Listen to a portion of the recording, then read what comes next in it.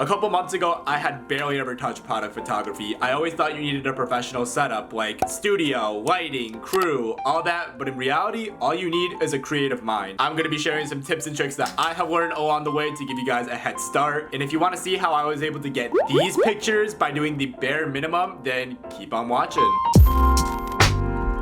So, first things first, I'm gonna give myself a cup of coffee as I normally do. If I don't get some coffee in my system, I will malfunction. I kinda already am right now. So, we're gonna get that going and we're actually gonna use that coffee as our first subject. I wanna do more of like an office theme or just kind of something trendy and busy. What I wanna show to you guys is how to set up the scene by using props or scenery to enhance your photos. And now that we got our coffee right here, let's set up the scene. What I'm thinking about doing is I have my computer, my laptop right here. We're gonna hope nothing bad happens. I got my notebook right here. I'm thinking of opening it up to one of my goal planning stages so it kind of has that, you know, working from home, on the grind, 24/7 kind of vibe. You know what I'm saying? It gives off very hustle energy. I put them in a way where they're all kind of overlapping each other so there's no dead space and there's nothing to really, you know, it just looks aesthetically pleasing. So I'm gonna take care of that right now.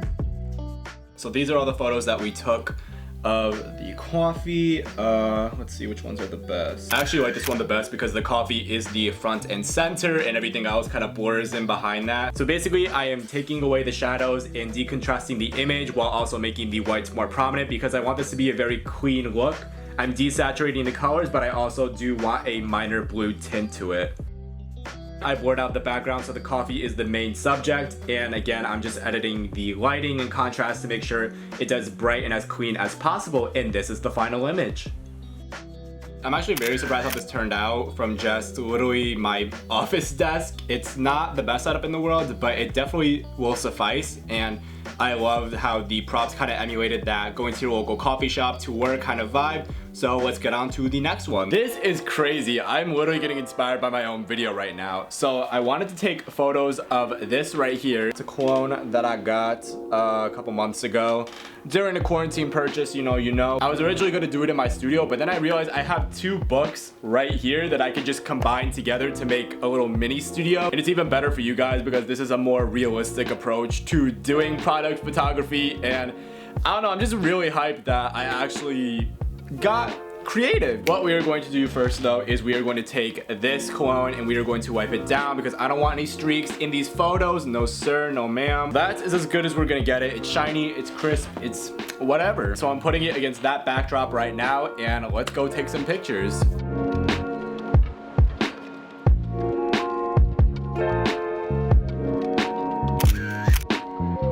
Back in the editing station again, I got the clone pictures up on here. I readjusted the picture and I'm making the contrast and black as prominent as possible. I want this to be a very bold, clean look. Also, there's a little bit of a yellow tint, but I want to make that more gold, so I'm just adjusting the colors. Finally, I go into Photoshop and make sure the entire bottle is cohesive and is the same color, or shade of black. And then I'm just adjusting the lighting to make sure the shadows are in the right place and that it looks as bold and as prominent as possible. And this is the final product.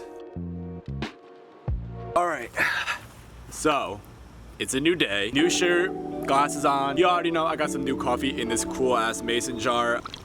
Tastes like disappointment. It's fine, it's alright, it's okay. I want to end this off on the final kind of trick that I have for you guys is to utilize your angles. Now, I cannot tell you enough how much this has helped me and saved me on so many photo shoots, not even just in product photography, just in photography in general. So for the subject today, I got this beautiful crystal necklace from my friend Rashida. She sells a bunch of these, so I'm gonna link her store in the description below. You guys should definitely go check her out. And I also have this plant that I'm gonna be utilizing in the shoot as well.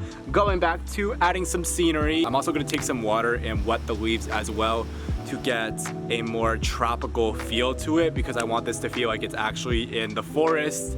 And yeah, let's just get creating. I don't know what else to say.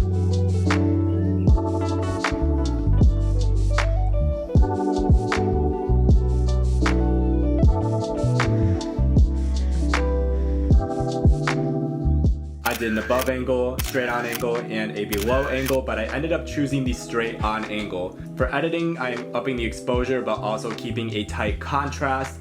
I'm upping the saturation on everything, and for hues, I'm doing dark green, bright yellow, and also a nice shade of blue to make sure that obviously the crystal is front and center. So I'm just making sure everything is colorful and saturated, and this is the final result. And that is the end of the video. I hope you guys really did get some value out of this, and if this inspired you to up your product photography or to even start, just make sure to share the images with me because I love seeing what you guys create and just supporting other artists in general. Let me know what other photography, video production tricks you want me to go over, to try out, stuff of that nature. But with all that being said, if you guys enjoyed this video, make sure to give it a big thumbs up, subscribe for more content, and I'll see you guys next Friday. Stay safe, guys.